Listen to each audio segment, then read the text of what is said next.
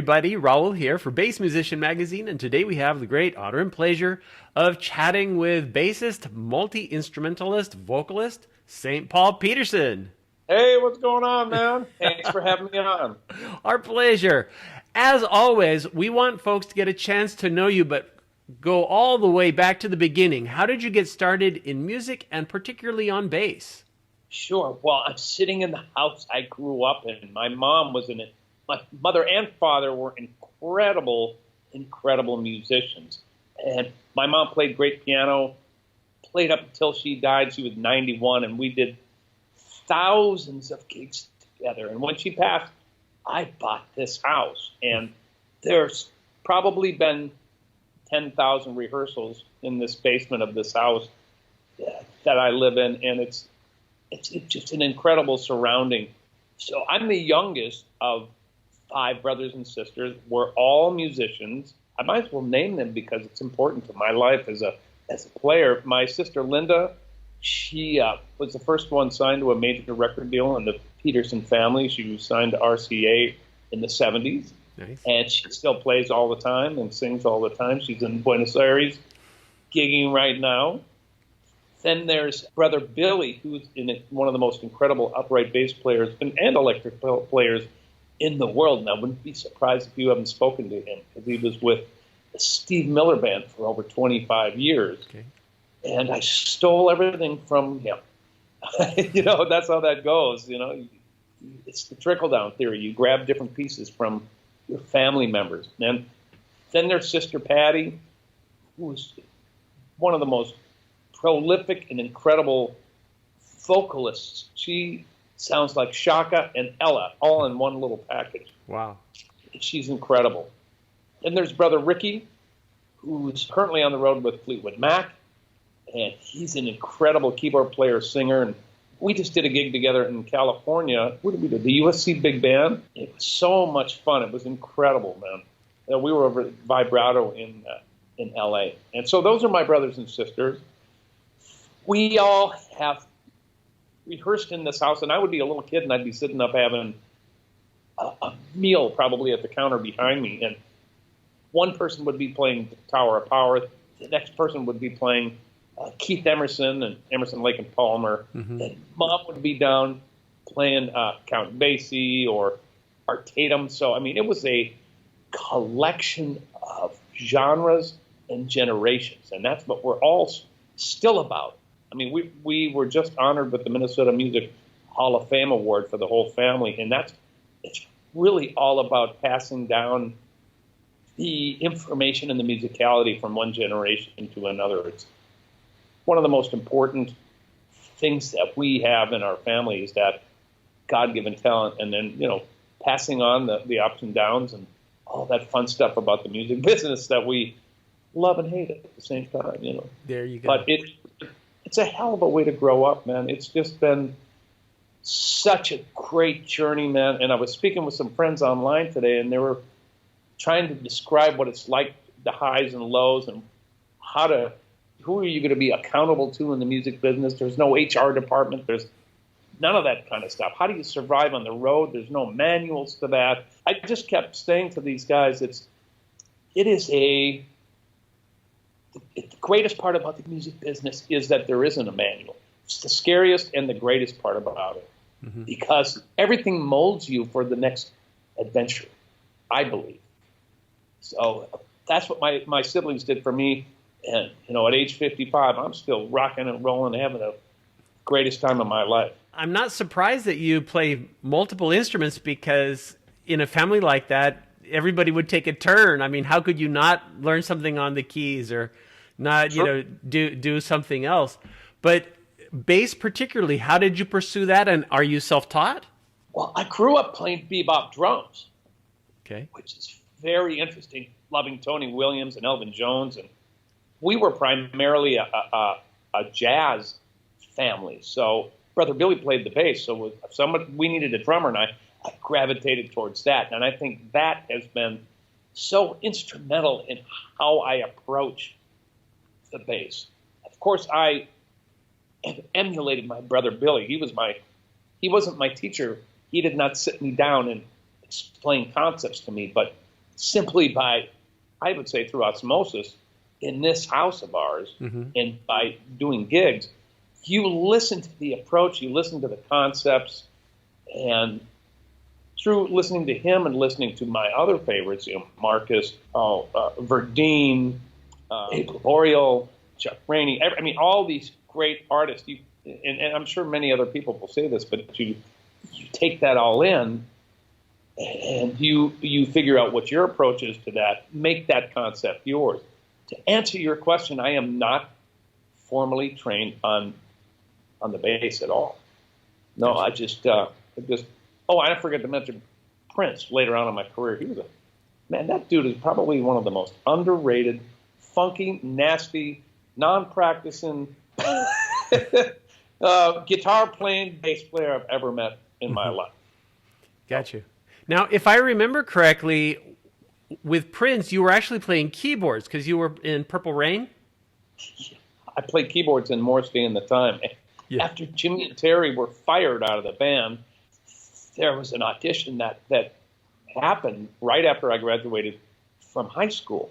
So I went in. I had played keyboards my entire life. I'd taken from formal lessons from the nuns at Holy Angels High School, where I ended up going to high school, too. Of course, I was in the practice room playing Stevie Wonder instead of playing Rachmaninoff or Chopin or whatever. Yeah.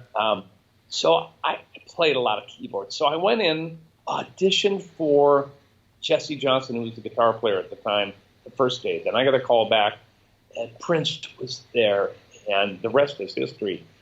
17 years old, the first thing I did was Purple Rain, and this record that the time put out went double platinum. I mean, talk about a rocket ship launch. It was unbelievable, man. It was just right place, right time. I guess I had the chops to do what they needed to do, but it was a hell of a way to start your career. You've got a long list. I won't go through them all, but, there's so many, including, the family, Steve Miller, Peter Frampton, Daryl Hall.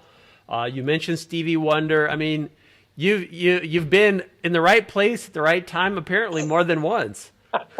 I'm just lucky, I guess. No, I'll tell you, man.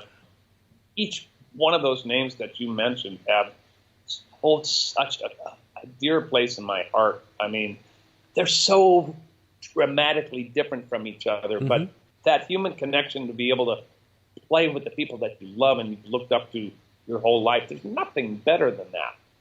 There really isn't. Is there? I know it's probably pretty hard because they are so different.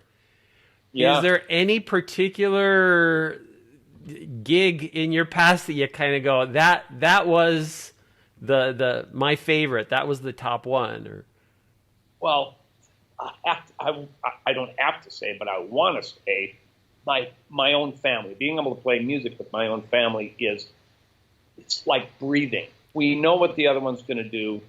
We're all obviously from the same stock. We know what the next one's going to play. We know what substitution is going to happen before it happens.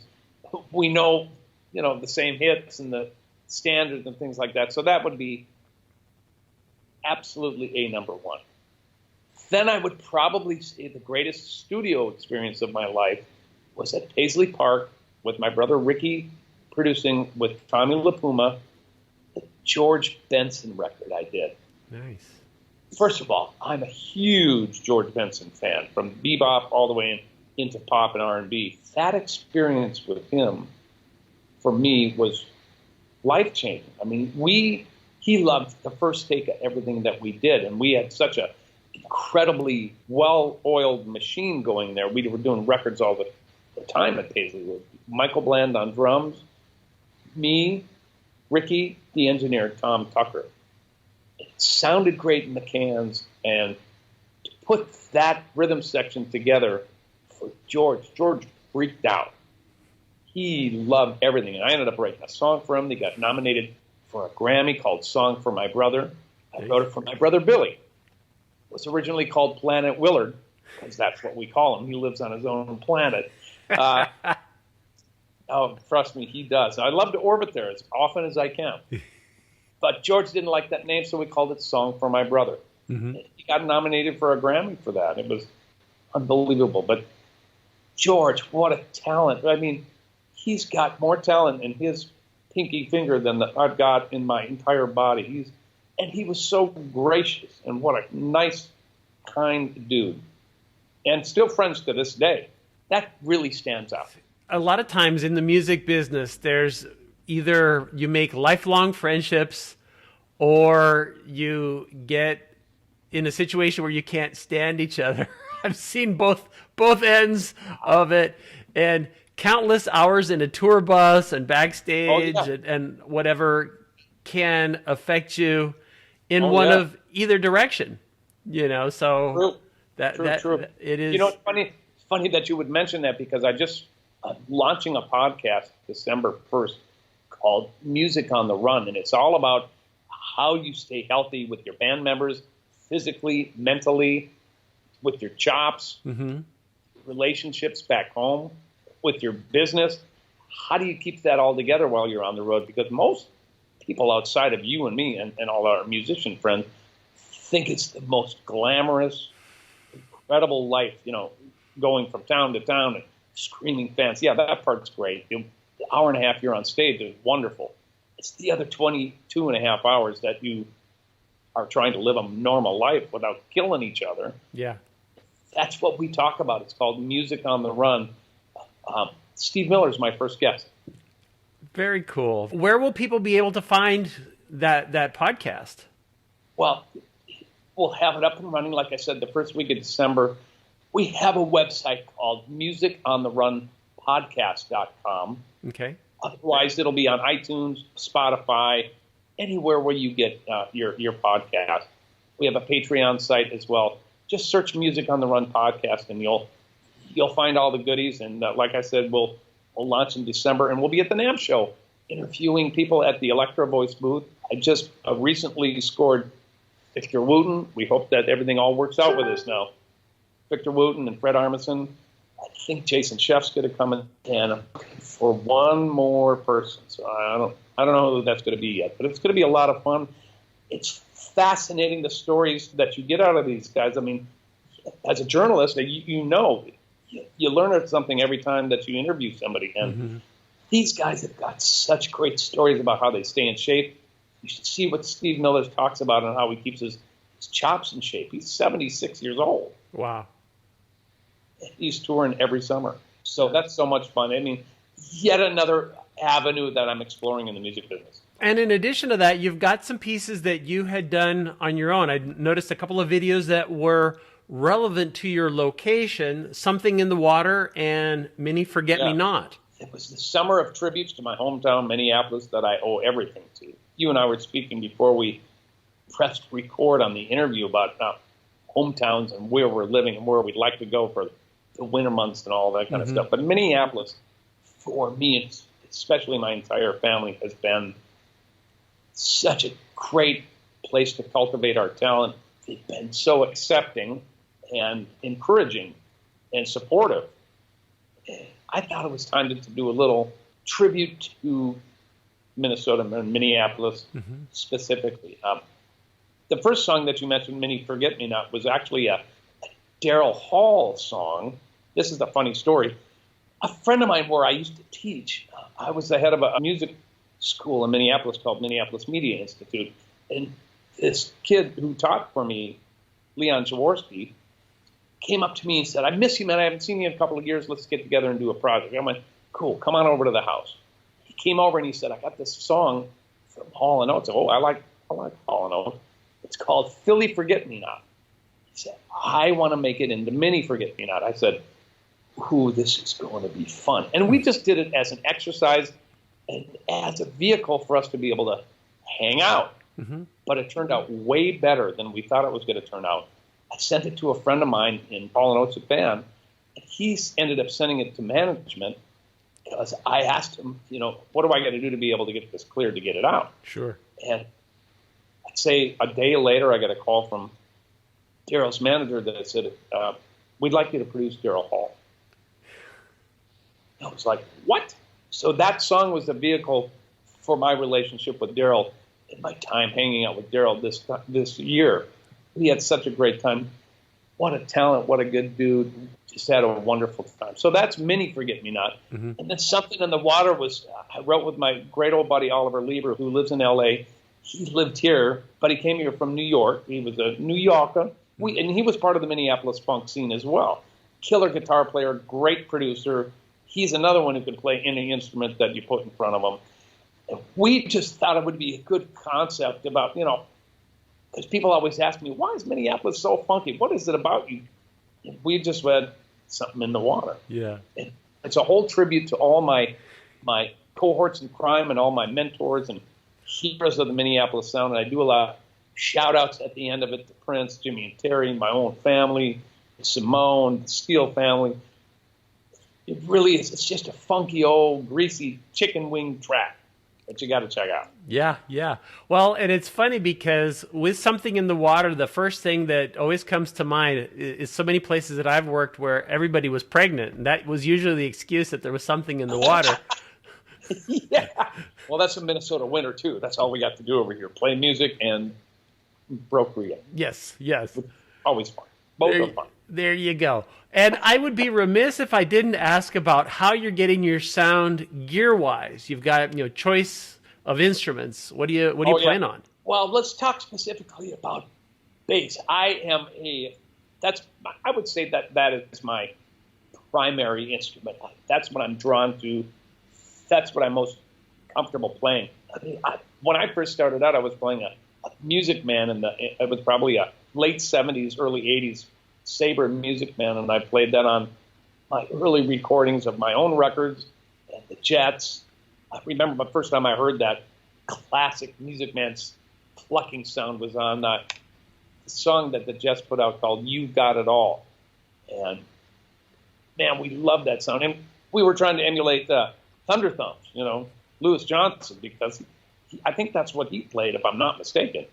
And we loved that. Early 80s or mid 80s, when I had just left Prince, Greg Nelson, who's an incredible luthier from Duluth, Minnesota, he has by the way, plug for him because he's brilliant. I've been playing his basses for almost 40 years. GANelsonGuitars.com. He built me a bass that was so beautiful. And I'm not a gearhead per se, so he really just built me what he thought I would like. And Jesus, if I didn't love that bass, it's probably one of the finest recording basses I've ever laid my hands on. For me, it is. It had alembic pickups in it. It was a 5-string.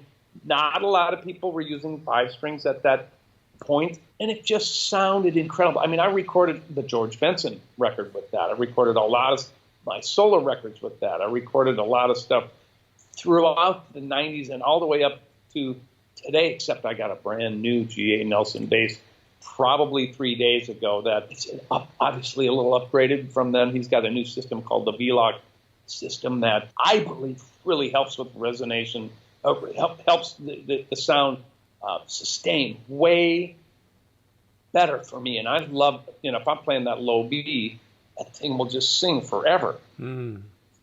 Absolutely love it. And for 25, 30 years, I've played Ghs Strings. I love those guys. They've been supportive in really good times and not so good times. When you're out touring with a major artist, it's easy to go, here, do all this stuff. But they've supported me when I'm not touring. Same with Gallion Kruger, which is another incredible company that's taken great care of me for years and years and years. I would call it immediate gratification. The minute I plug in any one of my basses, whether it's a Greg Nelson, whether it's my Fender American Elite 5-string, or my old P bass that's a Frankenstein bass from the early 70s, you put it into that GK rig, whether it's a 2001 or a Fusion 550, and it sounds unbelievable the minute you plug it in. Very small moves. I'm a guy who likes to play things flat. I think a lot of my sound comes from here. I really do. I'm not heavy into a lot of effects, even though I've had, many, many different kinds of pedal boards. But what I mostly like is to be not affected unless the song, of course, calls for it. So There's a couple different pedal boards I'll bring out. One I brought out for the Frampton tour I did in '96, which has the Cali 76, which is a beautiful compressor. Demeter Tube DI, which I've played for as long as I can remember. I've used the same Tube DI. I brought it on the road, and it just complements the way I play and the axes that I play so beautifully. I love the TC Electronics coarse flanger. I will use that sparingly as colorization. And, of course, the old Boss Super Octave. I love that. And I have a whole different rig for my band called St. Paul and the Minneapolis Funk All-Stars, which is 99.9% all Boss pedals, because that's what we used. Sure. That was the sound. I mean, whether it's the octave or the bass chorus, or the digital delay, or the reverb, any of that kind of stuff. And then sometimes I'll throw in a Sadowski preamp that my friend Sean LaBelle gave me as a present. He just said, "You're going to thank me for this." And it's incredible because I actually just run it through that flat, and it boosts everything. And I know that my buddy Will Lee is a big Sadowski guy, and I just couldn't believe what I heard, and it just made all the difference in the world. So it's fun to be able to bring that studio quality to whatever gig that I'm doing, as long as it doesn't cost me extra money to fly around. That's the only hard part of dealing with that kind of stuff. Touring, you don't need to worry about that. And what's sad about not, doing weekend warrior dates is that you don't get to bring out all your favorite gear. You're renting all the time. So my beautiful GK stuff stays at home in my rehearsal space downtown, not downtown, downstairs. And it's funny because when I played with Frampton, I had out the Fusion 550 and had, a huge array of speakers from GK. And he was all about keeping stage volume as low as possible. So I had mine on about 1.5. And look, that's what the gig called for. I wanted to make sure that I did my company, Young and Kruger, justice. And Peter was so cool about letting me show that off. And I did. But I would have loved to turn it up to 11. But the gig didn't call for that, and that's not what that was all about. It was a very controlled stage volume. And that ended up working great. But that sound that I love is that very uniform low end that does not obstruct the other things or take away from whatever's going on in a song. I mean, I try to approach my playing as a bass player to be complementary to a drummer. I mean, I grew up, like I said, playing drums. So I get that relationship. In fact, I just played drums at church last weekend, and woo-wee, my chops rusty. Yeah. That's another story. But it really makes me appreciate how important that relationship is between the drummer and the bass player. And I pride myself on that feel. I pride myself on that relationship with that drummer. I pride myself on listening. I think that's probably the most important thing you can do. And that's really what my sound is all about. What does the song call for? What texture does it need? Does it need flats on the bass? Does it need bright flats? Does it need round wounds? What does it need? And it's so easy. I mean, really, if you dig into that and not be lazy, you can really make a lot of difference in what that track will sound like, whether it's live or whether it's recorded. Anyways, enough of that soliloquy. There we go. Well, and it's all great stuff because, as you know, so many of the people in the bass world are searching for what will make their sound.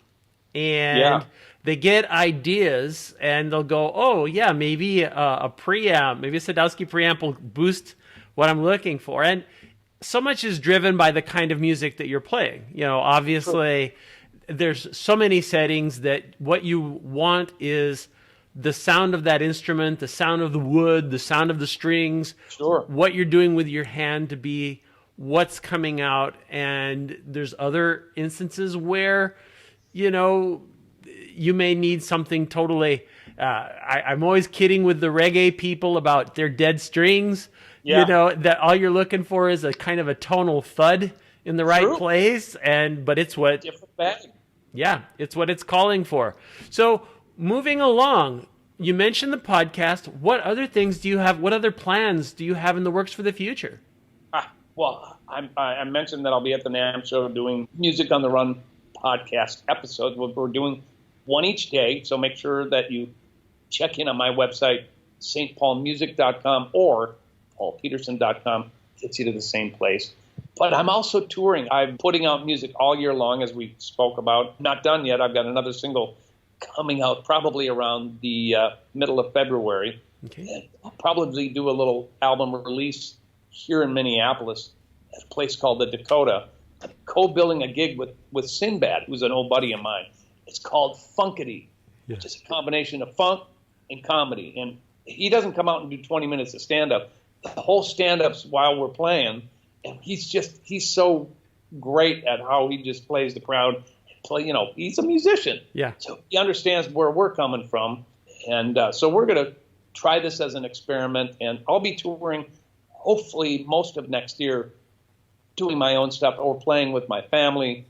And that's really it. That's what you can expect. More music from me. It's been so great to hear about your beginnings and the journey and all the amazing musicians you've played with and all the cool stuff that's on its way.